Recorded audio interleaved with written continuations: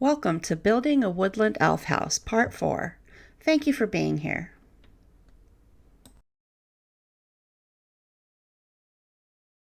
If we turn the house upside down, you can see the lights are just a string of fairy lights, and I've run them along the creases or the edges, and they are just attached with simple glue dots.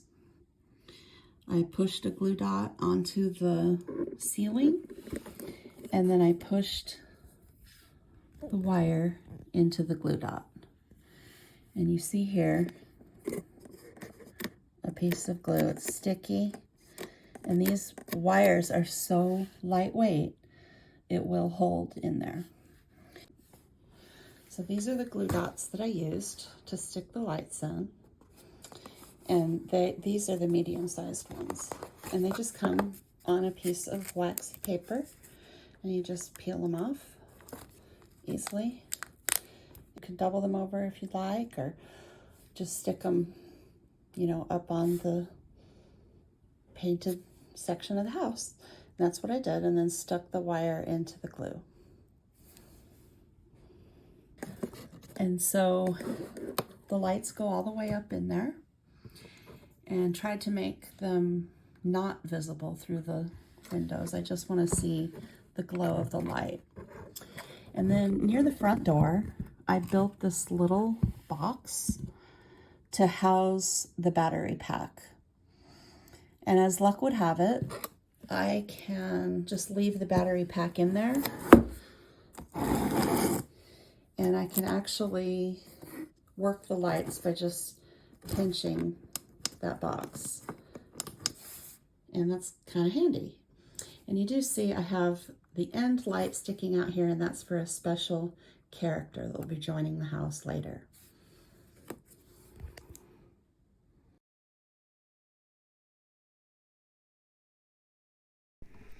The table is made from a 1 1/4 inch round cut of foam core, surrounded by 2 layers of cardstock. Then I cut a long strip and ran it along the edge to make it have sort of a skirt.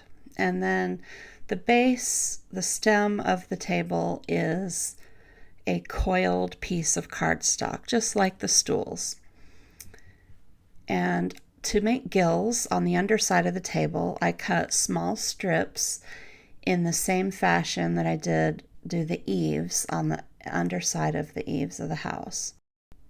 Let's get more detail into how the extra little features were created.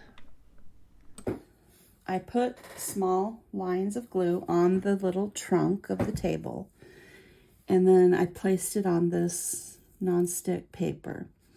And then I encouraged each glue drip to come down onto the paper in the fashion that a root grows, that you see roots on a tree.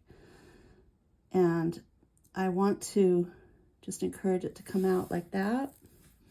Using the little toothpick, I've just been doing that to encourage the shape that I want to end up with. And here I want to take away some of that,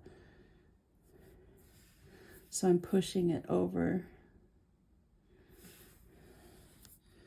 and then twisting and checking. As the glue pools, I've found I want to pull it back up the trunk a little bit. I know mushrooms don't really have trunks, but I'm treating this kind of like a small tree. So I've taken this drip and just pulled on it like this to make it come back up the trunk a little bit also. So I just keep turning it around and looking for an opportunity to make the material branch out more.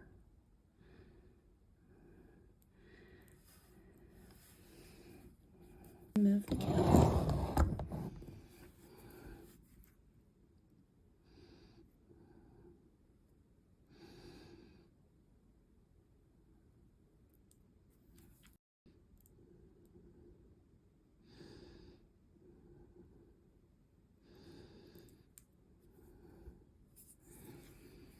now I'm going to push it aside and give it an opportunity to dry, and we'll see what we've got after that, and then I'll paint it to match the rest of the trunk.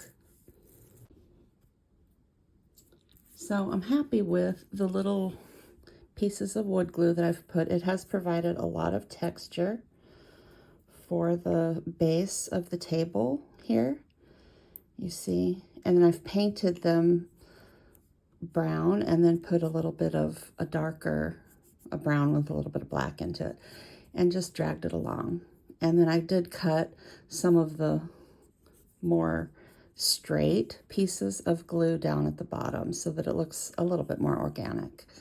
So the table is ready to be installed, and next it comes to the stools.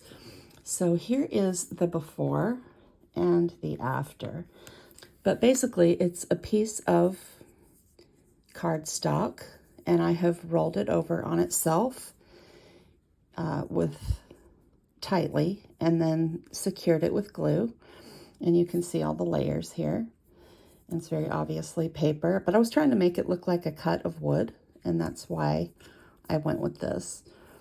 And then I did scratch some texture into the paper. You can see it there.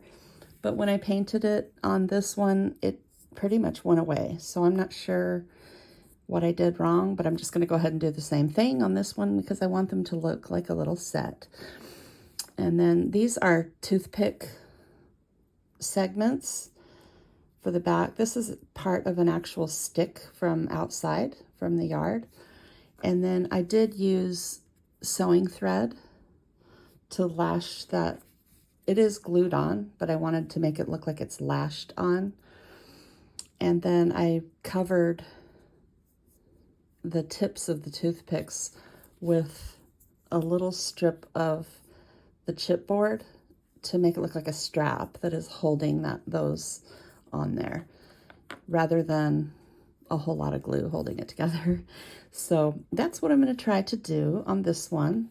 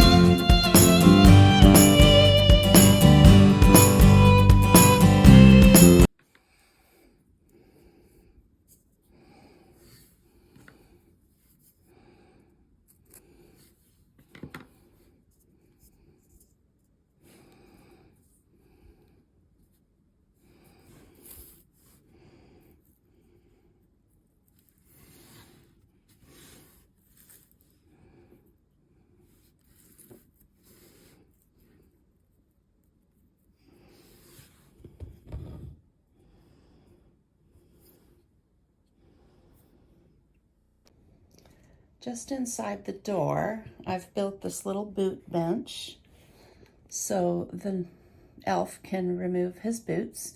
And you see there a little bit of mud has gotten onto the floor from when he came in the house.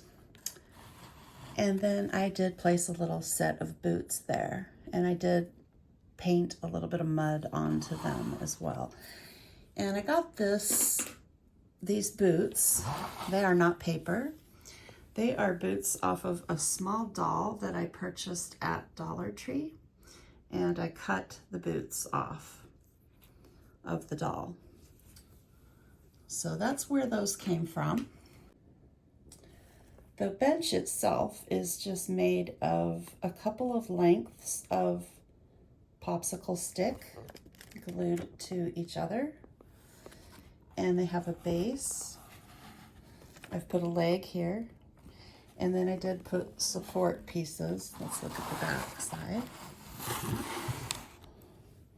I did put some triangular shaped support pieces under there to give it a little bit of stability so it won't tip over. At the back of the house, there is a table that I've called the water table, and it'll house little mugs and a ladle that can be used to dip water out of the bucket I've placed on the floor. Everything here is paper except for the toothpick that I put under the table as a support. The table itself is made from chipboard, then it is painted to look like wood. The mugs and the ladle and the bucket are all quilled pieces of paper, just different sizes. So the mugs were wrapped around a barbecue skewer, and I have some video of that. The ladle was made exactly the same. It just has a longer handle that just curves and does not come back and attach to the ladle. The bucket was made from crinkled packaging paper wrapped around a big marker so that it was more the size of a bucket. And then I glued it to add a piece on the bottom, and the handle is a stiffened piece of thread. And then I dragged the marker across just the high points of the crinkled paper to give it the appearance of bark. To make the little cups, I started with 1/8 inch lengths of paper, and these are just a piece of a sticky note. And then I cut a small piece off, and that piece has been folded lengthwise, and I'm going to put glue in there. This will become the handle of the mug.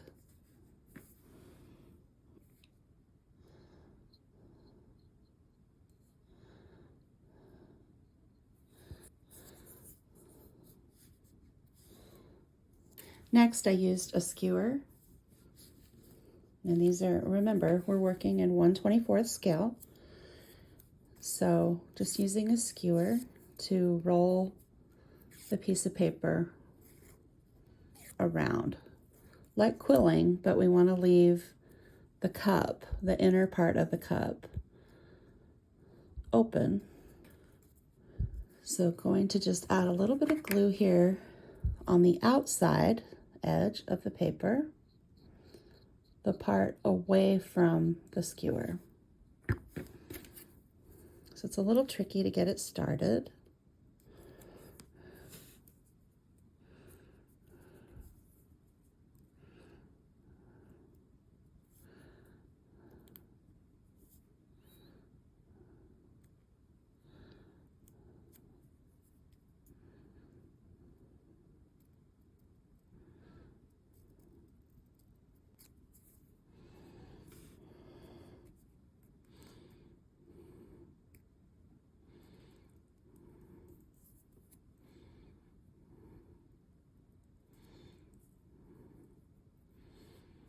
Once it's nearly rolled completely, just add a little bit of glue.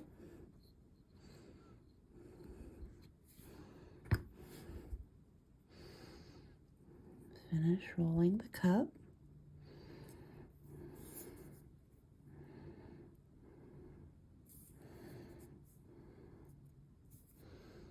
And then you can slide it off the skewer. This is a barbecue skewer. And then we'll do the other one, and I'll show you what to do after that.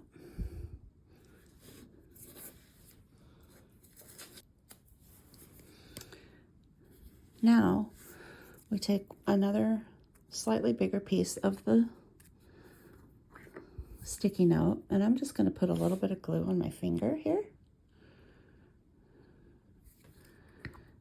And then you want to pick up the cup and just dip the bottom edge of the cup. You see it's coated in the glue. I'm just going to stick it down on this piece of paper. Do the same with the other.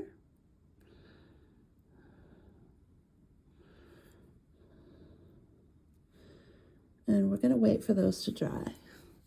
But in the meantime, I'm going to find the seam, and I'm going to attach the handle of the mug, just the top part of it,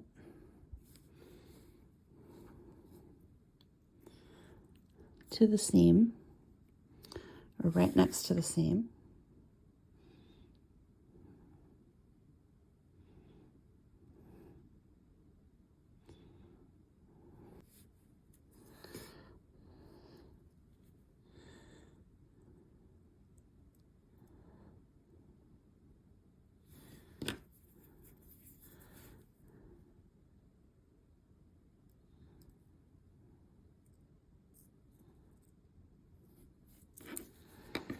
Okay, and I'm going to let those dry in this position until I can cut them off the piece of paper, giving them a bottom of the cup, and then I will finish the handle.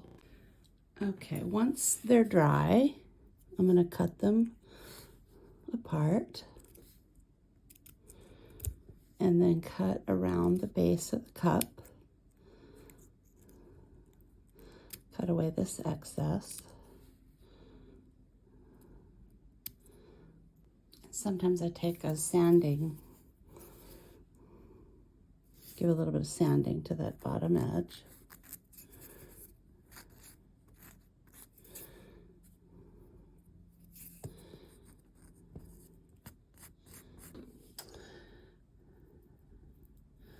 And then to finish the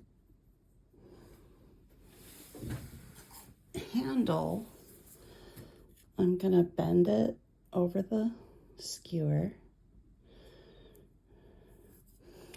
and actually going to crimp it just a little bit, you see.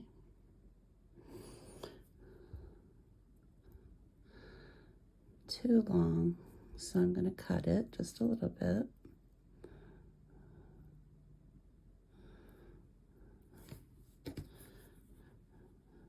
Cut the crimp off. Make a new crimp.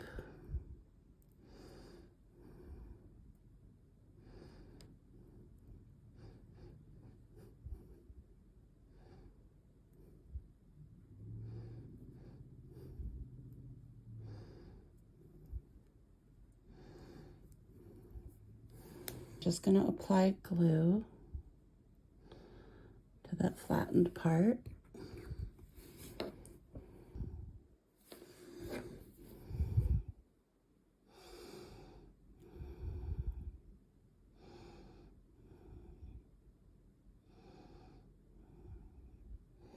And just hold it until it starts to grab. Just trying to let go.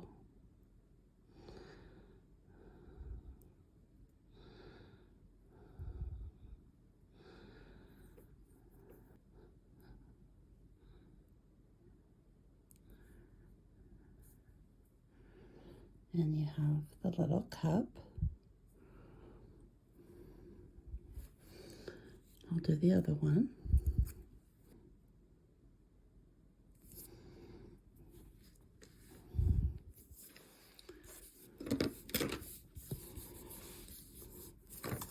And then to color the cups, what I did was I just used a marker.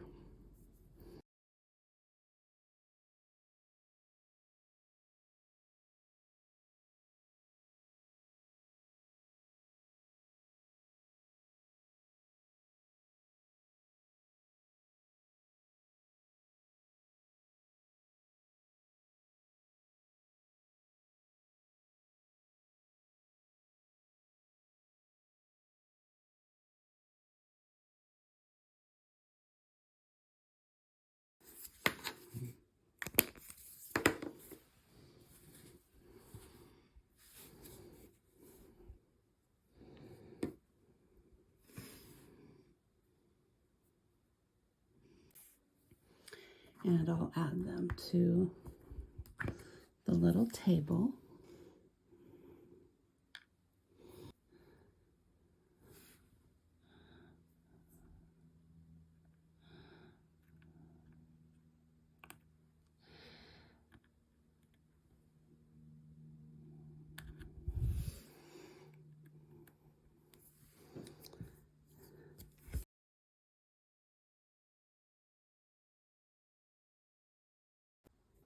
Okay, I've painted and textured the base here, so I thought I would show what I've done. First, because this is corrugated cardboard on the bottom, I cut strips of chipboard, and these are two pieces of chipboard hooked together. And then I attached them to the side with glue, and I made them this wavy top just to give it a little bit of interest. I felt like that was cuter. But now I have this platform where my house can live. So it's kind of like gingerbread house. You have a little piece of board and the house lives on there. And then I've applied some sand in here, and I'll show you how I did that. I didn't film this when I was doing it, so I'll do a single panel and show you exactly what I did. To make the textured surface, I have, in this case, I have a piece of paper under my piece of cardboard that I'm going to put the texturing on. And that's just to catch all the extra sand. When it came to this, I had the edges, so I didn't need the extra piece of paper underneath. But in this case, I do. So the first step was applying some paint, and this is just regular craft paint.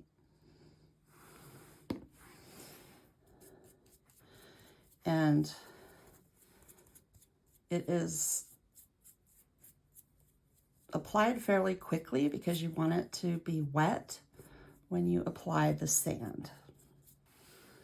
And next, we want to put the sand. And this is just a craft sand that I picked up at, I believe, Hobby Lobby. It may have been Michael's, I'm not sure. And just put sand on the piece. And then to get an even layer of sand all over, I just picked it up and tapped it to have the sand move and adhere just to that single layer.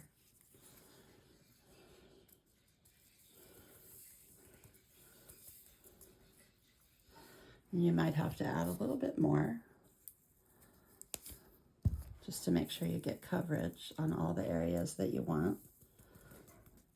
And I'm just giving it a fairly good tap to get that anything loose, any sand that's loose to come off. So next I'm going to set this here and pour the sand back in the bottle.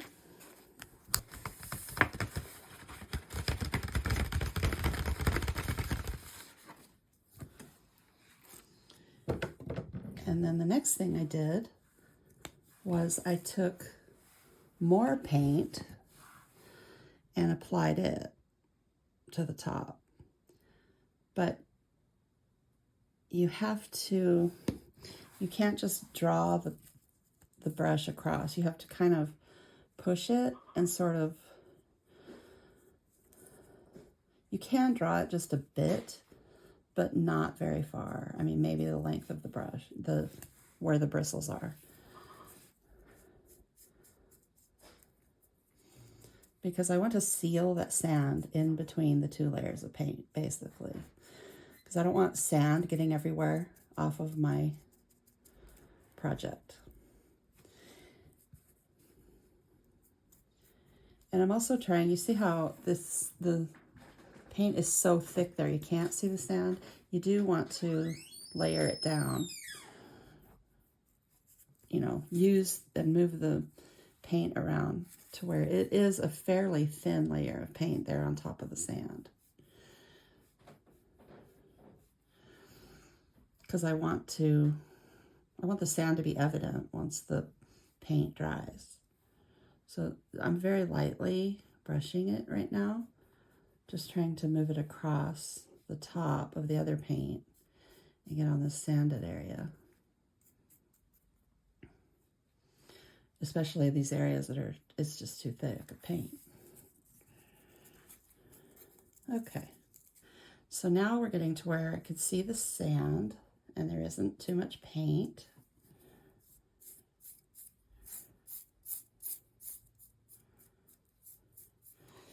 And then what I did on this platform for the elf house is I took the brush and just kind of went in little motions here and there, because I didn't want it to look like a paintbrush had just come through and washed the woodland floor. So I just did this, sometimes twirling the brush and sometimes just dabbing it. I was happy with the surface, and then I just let it dry. I'm going to go ahead and try to get some of more of that paint off this brush by painting it on here. Anyhow, now you can let it dry. I've put a little... So this piece is wet on both sides, but it does have a slight bow. It's not actually touching the paper here. So I'm going to let it dry, and I'll keep moving it periodically to make sure it doesn't stick. But once this paint dries, that sand is encased inside, and it doesn't come off very easily. I can scrape my finger across and the sand doesn't come off. And this is what it looks like once it's dry.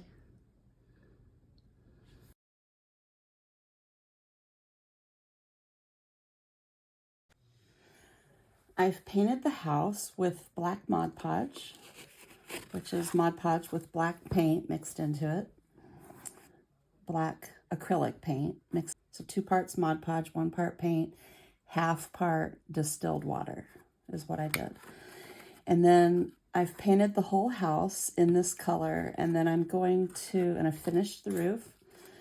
I'm working on the siding, and I wasn't sure, but I've decided to make a panel that I can then install on the side of the house. So this is a piece of cardstock, and just put it up there, ran my fingernail around the window, and then have cut it out. And I'm going to work with this packaging paper and try to make it look like wood bark.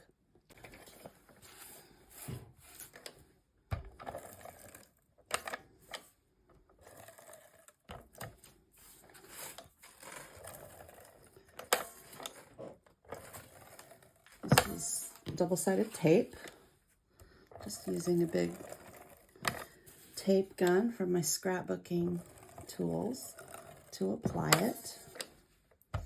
I'm going around the windows as well as near the edge of the wall. I'll probably use some glue as well.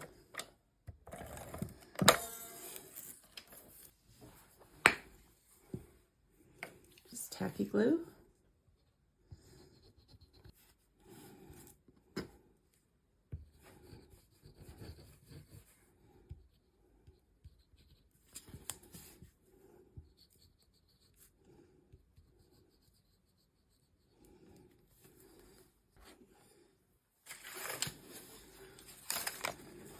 And I've scrunched the paper, put it on the desk, and just scrunched it like this to try to get, and it was scrunched already, like all over, where you get some of these wrinkles like this. And then I wanted that up and down striation of the bark. I don't know if you call it striation, but sort of an up and down orientation of the bark. Just scrunching it together. And I've got a piece bigger than my piece of cardstock. So the cardstock is prepared. I know which way is up. I know which way to install it. And then I'm going to go ahead and make sure I overlap a little bit. Ooh, it's wanting to grab right away. Uh-oh. Okay. Which I knew, but still, was still surprised anyway.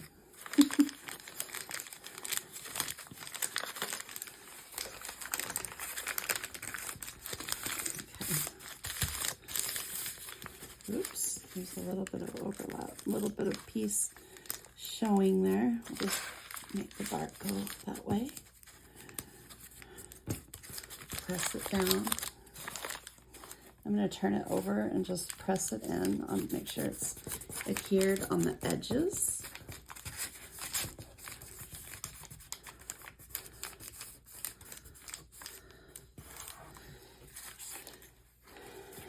And I may have to put more layers, I'm not sure, or I may have to put like strips or something, but I'm going to cut it out. I've discovered if I pull the blade across this way, it is bunching the paper and tearing it. So you have to go real slow and hold the paper. And I don't want to start way up here and pull all the way across. I'm just going to go ahead and take little sections, and I want to hold it tightly with my fingers so that paper doesn't move. Well, if it moves, it doesn't move as much as if I wasn't doing that. And then this way, I'm going to be pulling across a fold that goes this other way. So I'm going to make sure I'm holding the paper and just carefully cutting, going slow. I went too fast at first with my zeal to get this done. And it's really worse when you're going across the folds, in this case, left to right, as opposed to up and down.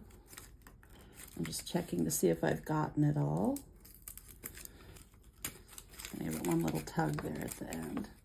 Okay, so I did have a little blemish here where it tore, but I'll cover that up with another piece of paper. Nobody will ever know.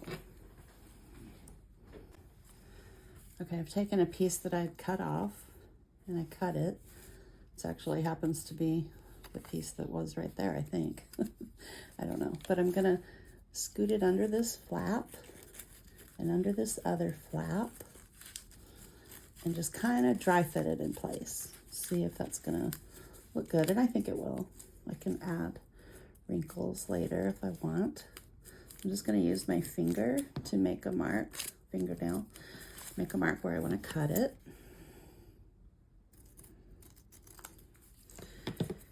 And then I'm gonna glue that in place. And then I don't really want the paper to pucker too much from the glue. I don't want it to be obvious that it's glue.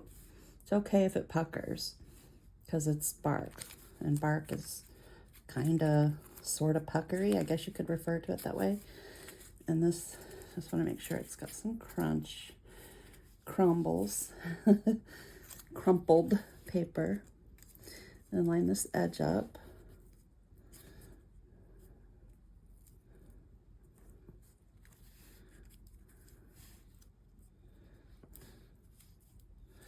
And just kind of hide it in plain sight, sort of. I'm gonna fold that down, but it'll still puff up. It's a larger tube. See, I can use this toothpick to demonstrate. See, this fold has still got air under there. Just the bottom part of that fold is attached back to that glue. Same thing here, so I can kind of add a little dimension back and even can bend it partially. Okay, I'm happy with how this is going. I'm going to add a little bit of glue here and there to make these, to just affect these folds and make them permanent in place. This is the effect I was able to achieve with several layers of dry brushing over the top of the black Mod Podge. Let me show you how I did it. This is the third layer. First there's black, then straight brown out of the bottle. Third layer is this brown with red mixed in. Fourth layer, 8 drops of brown, 2 drops of the lemon chiffon, which I used on the interior of the house, and then 2 drops of white.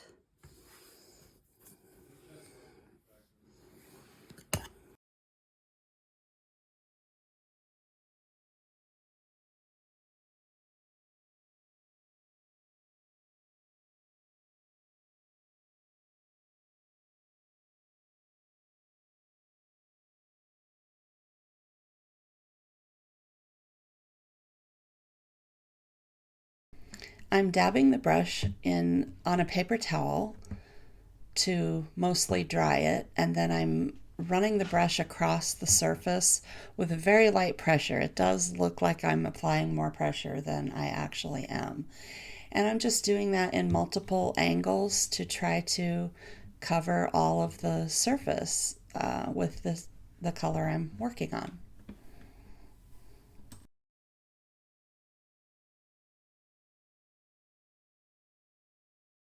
And it did take several passes to sufficiently cover the surface before I moved on to the next color. And in that time, the layer is drying in between each application of a new color, which is an important step here.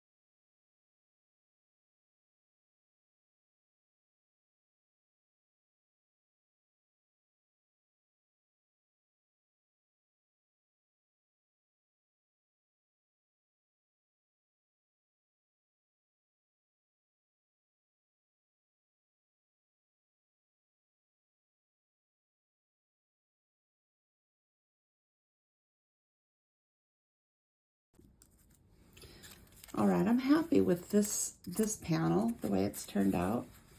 I think there's a lot of good texture there. And so that one is going to be complete and ready to be installed on the house. This one, however, where the front door is, I've got this patch here where I got a little heavy-handed with that last lightest color, but also there aren't many wrinkles right there. It's not enough bark.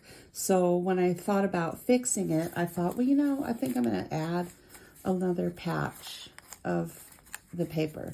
So that's what I'm going to do next. All right, and now I've got that smushed in there, and I just need to go back through the steps of painting it black, and then the succession of lighter and lighter browns. So I'm going to do that. I'll trim it, of course.